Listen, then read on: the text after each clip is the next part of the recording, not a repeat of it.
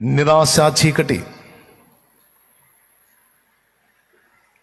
ఆశలు చల్లారిపోయి, ఆశలు ఆవిరైపోయి, నిరాశలోకి వెళ్ళిపోయి, ఇక ఈ జీవితం ఇంతే, ఇంకా లేదు అవకాశం అని రాజీ పడిపోయి నిరాశని పెళ్లి చేసుకొని ఆ నిరాశతోనే కాపురం పెట్టినటువంటి వ్యక్తుల సంగతి చెబుతున్నాను నేను. దేవుని వాక్యం అంటుంది, ఆశగల ప్రాణమును ఆయన తృప్తిపరుస్తాడు అని. నేను ఒక పాటలో పాడుకున్నాను, నిరాశని ఒక ఊబితో పోల్చి. వేకువ కోసం కావలివాడు ఆశతో వేచినట్లు, కలత నిండిన నా హృదయం నీకై చూచుచున్నది. నిరాశ ఊబి దిగిరాంది, నీపై ఆశ బ్రతికించింది, నన్ను నిలిపింది. నిరాశ ఊబి అయిపోయిందిరా, నీ పని అయిపోయిందిరా, ఇంకెక్కడ లైఫ్ మొత్తం కొలాప్స్ అయిపోయింది, ఇంకెక్కడ మా ఆశలు లేదు, నువ్వు ఏం చేసినా లేదు, నీ బతుకు ఇంతే, నీ కథ అంతే, అంతే ఇంతే ఇంతే అంతే, మారదు, అయిపోయింది, జరగాల్సిన తేడాలన్నీ జరిగిపోయినాయి, ఇంకా లేదు ఛాన్స్. ఒక నిలుక ఇయ్యని అగాధ దొంగ ఊబి అది, నిరాశ, అంధకారం అది. నిరాశ ఊబి దిగిరాంది, నీపై ఆశ నన్ను నిలిపింది. మరేం చేయాలి? నీవే చేరకుంటే, నన్ను చేరదీయకుంటే, నీవే చేరకుంటే, నన్ను చేరదీయకుంటే, కన్నీళ్లలో నేనుంటాను, కలలా ముగిసిపోతాను. కన్నీళ్లలో నేనుంటాను, కలలా ముగిసిపోతాను.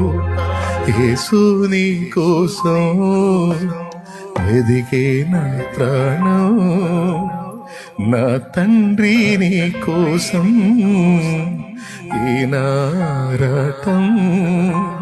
కాలాలు మారిపోతున్నా, నీకు చేరువ కాలేకున్నా, నా సమీపానను నిలుచున్నా, నిన్ను చేరలేక నీ కోసం వెదికే నా ప్రాణం, నా తండ్రి నీ కోసం ఈనారాటం.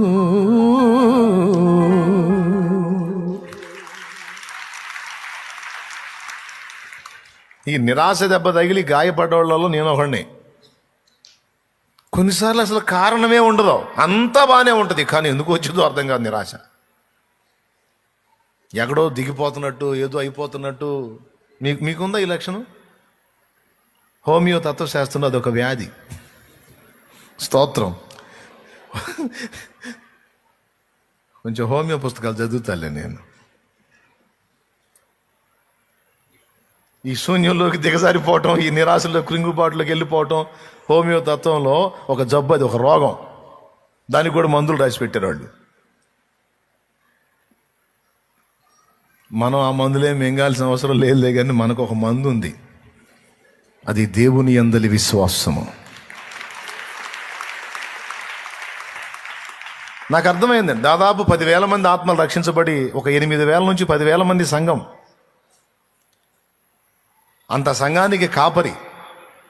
సహజంగా సాధారణంగా చిన్న చిన్న పరిచర్యలు, కొద్దిమంది ఆత్మలతో ఉన్న సంఘాల సేవకులు నన్ను చూసినప్పుడు,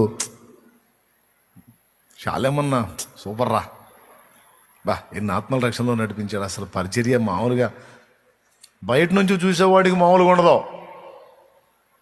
మన పరిచర్య కొంతమంది వ్యక్తులకు ఒక స్వప్నం, కానీ నాకు నిరాశ ఊబి.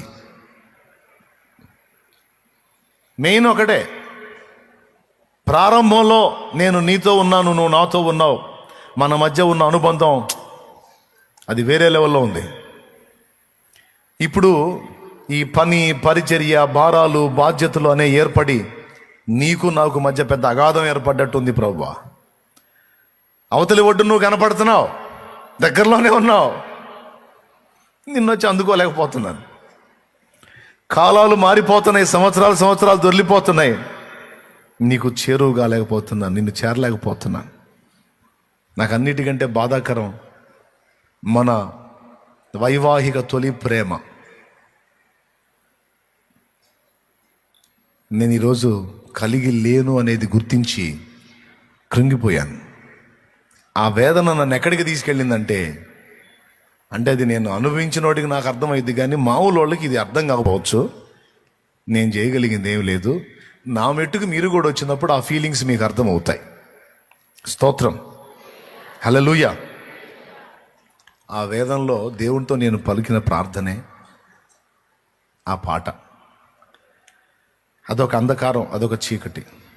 అందుకే నేను పరిశుద్ధాత్మ దేవుడు నాకు ఇచ్చిన మెళకువ ఏంటంటే, నిరాశ ఊబి నిన్ను లాగుతుంది, దానిలో నీకు దిగిపోతావా? దేవుని అందలి నిరీక్షణ కలిగి ఆశ కలిగి ఆయన వైపు చూస్తావా?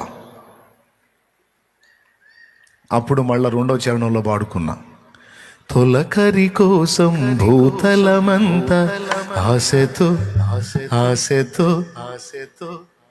ఫస్ట్ దానిలో నిరాశ టచ్ అయింది, రెండో దానిలో మళ్ళీ ఆశలు చిగురింపజేశాడు. తొలకరి జల్లులు ఎప్పుడు కురుస్తాయి? ఎండాకాలం అయిపోయిన తర్వాత తొలకరి జల్లులు వస్తాయి. ఎండాకాలం ఎండకి ఎండి ఎండి ఎండి ఎండి భూతాపం. ఎండాకాలం అయిపోయిన తర్వాత తొలకరి జల్లు పడ్డప్పుడు ఎవరైనా భూమి యొక్క వాసన చూసారా? తొలకరి జల్లు నేల మీద పడ్డప్పుడు స్మెల్ వచ్చింది. ఎంతమందికి అది బాగా అనిపిస్తుందండి? అందరికీ బాగా అనిపిస్తుందా? అదొక రకమైన స్మెల్ వచ్చింది కదా. ఎందుకని అది మనకు బాగా అనిపించింది?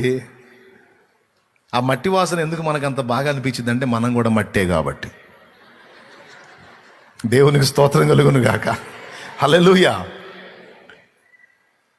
అప్పటిదాకా భూమి తాపంతో అల్లాడిపోయి దేవుడు పంపించే తొలకరి జల్లుల కోసం మిగులు ఆశతో చూస్తూ ఉంటుంది. ఆ తొలకరి చినుకులు ఆ నేల మీద పడ్డప్పుడు ఆ నేల స్పందించే స్పందన, అక్కడ ఆ ఉత్పత్తి అయ్యే స్మెల్ మనకి సాక్ష్యం, అంటే భూమి సంతోషిస్తున్నట్టు మనకు అర్థమైంది. అంటే ఏ చినుకుల కోసం భూమి ఆశగా ఎదురు చూసిందో, ఆ చినుకులు దాని మీద పడ్డప్పుడు దానిలో వచ్చేటువంటి స్పందన ప్రకృతిలో ఉన్న మనందరికీ కూడా ఆనందంగా అనిపిస్తుంది. నీటి స్పర్శ కోసం, తొలకరి జల్లుల స్పర్శ కోసం భూమి తపించినట్టు, తాపముతో ఎదురు చూసినట్టు నా గుండె నీ కోసం, నీ స్పర్శ కోసం ఎదురు చూస్తుంది ఆశతో.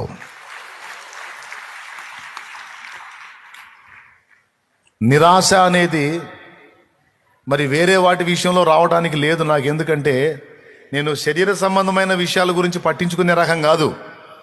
అప్పులైనా, తిప్పలైనా, బాధలైనా, ఇరుకులైనా, నిందలైనా, అవమానాలైనా, ఇబ్బందులైనా, ఇవన్నీ మనం లెక్క చేసే వ్యవహారం కాదు.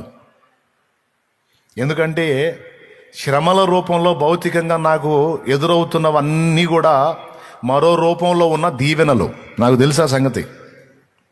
అంటే మీలో కొంతమందికి అర్థం కాక గందరగోళం అయిపోతుంటారులే, కానీ శ్రమల రూపంలో మనకు కనబడుతున్నవి మారు రూపములో ఉన్న ఆశీర్వాదములు.